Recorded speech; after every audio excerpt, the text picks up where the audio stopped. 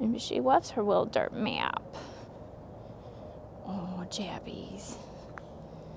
She's a cutie. Oh my goodness. Oh my goodness.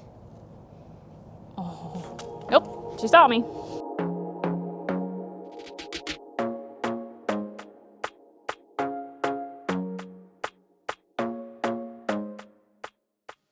Hey guys, what's up? It's Heather with the Mosco, and today we are out here fixing this mess that I call a yard. I've mentioned probably for years now that my grass looks terrible and I should do something about it. And today we're doing something about it. Let me back up and introduce myself. My name is Heather. We live in East Tennessee. Garden in Zone 7B. We live in a modern log cabin in the woods, and we have lots and lots of shade, which is really fun, but sometimes very challenging. And on this channel, the Mosco, we are learning to garden together, meaning we're gonna try stuff out and see what works for us and have a conversation about it, and to encourage you that even if you don't have the right conditions, just try and see what you get anyhow. Today is definitely living up to that. I know nothing about growing grass, but I desperately need to. A couple reasons why I'm picking this project for today. First of all, it's the fall. It's a perfect time to grow grass. It's beautiful out here. It's 57 degrees. Jabbies is living her best life. I'll show you.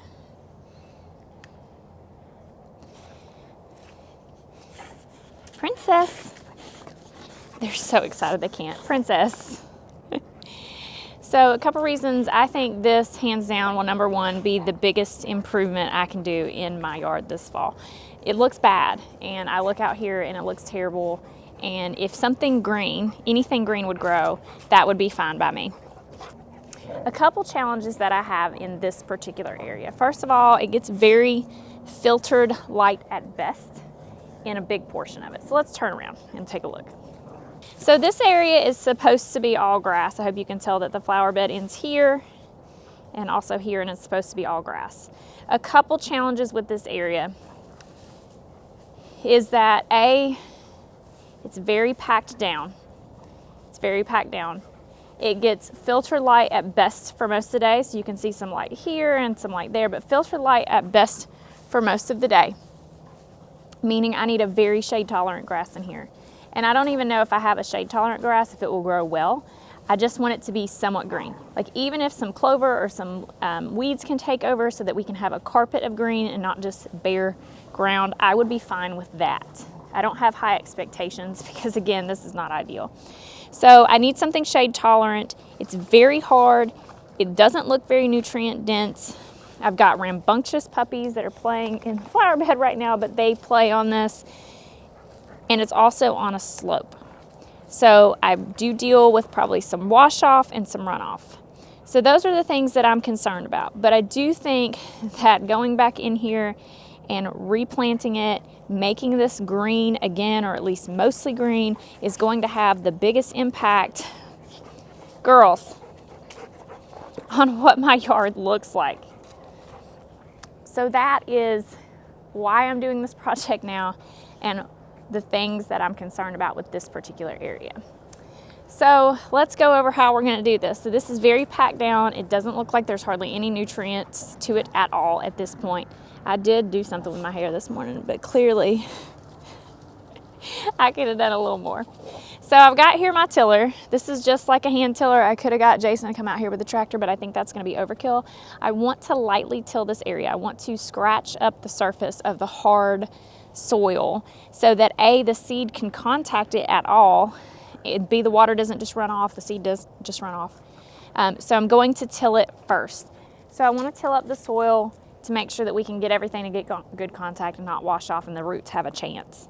The next thing that I want to do, I do need to fill in that hole. The next thing that I want to do is put down some land and sea compost. I only got 4 bags. It's not very much, but just a light dusting, a little bit of organic material, never hurt nobody. And I'm also going to put some Biotone starter fertilizer in here. And I don't see anywhere where it says you should be putting Biotone starter fertilizer down with your grass seed, but Lord, it can't hurt. You know, and it builds those root systems. Quite frankly, step one is to take all the sticks that the dogs have collected and put them in the woods. That's going to be step one. So till it, land and sea, Biotone starter fertilizer. Again, I have no idea if Biotone starter fertilizer is a bad idea, but I'm gonna loosely spread that out as well. Then I'm going to thickly lay down my grass seed. Like some of this is just like surface tree roots where I'm just getting so much runoff in this area. Like the actual dirt is leaving. And that's not good. So we need to get something growing. So to quit doing that, can't have the whole front yard washed out. Alrighty, so the game plan, now that I've picked up all the sticks in the yard and had a complete moment of inability to focus, the game plan is gonna be, we're going to till up this area very lightly. I think I've got a lot of erosion problems as far as just like stuff has left, but tilling it up very lightly so that things can contact the soil, the roots have an opportunity to get into the soil, and just to fluff it up enough so that if it rains or as we water it, it doesn't just wash away. Then we're gonna throw down a very, very light layer of land and sea compost because I didn't buy very much because it's expensive and I probably should have bought more, but a light layer of that because I think it could desperately use some organic matter. Then we are going to put down some Biotone starter fertilizer. Now, I have not read anywhere where you should put Biotone starter fertilizer down. I have no idea if this is a good idea or not, but we're gonna try it because I put Biotone starter fertilizer down for everything. It's for root development. We need some roots out here. Great. And then we'll put down our seed. So let me show you. I bought this hand spreader because I don't think I need a whole lot for this area. And then I bought this seed. I did not research seed a whole lot. I researched a handful of times. I can't put just a shade mix down because in the areas where it does get that 2 hours of full-blown sun, it's going to be afternoon, hot, burn you behind sun. And I think that a thin-bladed fescue would just get crispy. And I can't put full sun because obviously this is mostly shade. So I bought this sun and shade mixture. Also, Jason bought this like strip of grass seed we're gonna try and see if that works as well. We, again, didn't do a whole lot of research. I know that this will probably do well in our area. It's some fescues. I don't think bluegrass is gonna do very well, but it's mostly fescues. And I think that fescue grows here. Pretty sure that was the thing. Again, I probably could have done some more, but if it'll grow anything, and I need to start seeding it.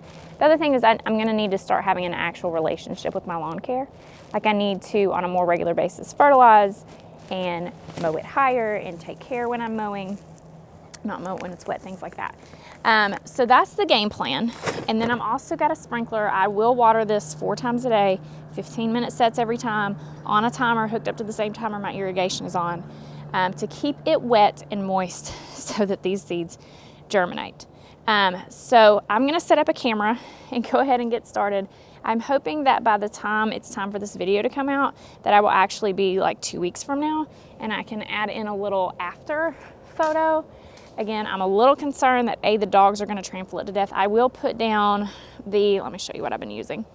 This works, this doesn't keep them from walking in the beds or trampling anything, but it does keep them from chewing things. Like when I was keeping this on my drip tubing, they weren't chewing it anymore. When I was keeping it in my containers, they weren't chewing it anymore. And it's this right here. And I like this because it is organic. I think it probably is fine for them. It's basically cinnamon, like you can smell it when you put it out. I do like to wear a mask when I put it out. And like I say, it won't keep them from going in the beds, but it will keep them from chewing. And so I'm gonna dust that on top as well. And she loves her little dirt map. Oh, Jabbies. She's a cutie. Oh my goodness. Oh my goodness. Oh, nope, she saw me. So I'm gonna put a camera on the porch where the dogs can't get it because I'm very afraid that they will knock a camera down, and we'll get started. So the first thing you're gonna see me do is till. When we get through the whole process, we'll come back, we'll talk about what worked, what didn't, and hopefully This video doesn't need to go up for another 2 weeks like in my lineup of videos. I will have some after shots or an update that it didn't work, one of the two. But let's get this set up.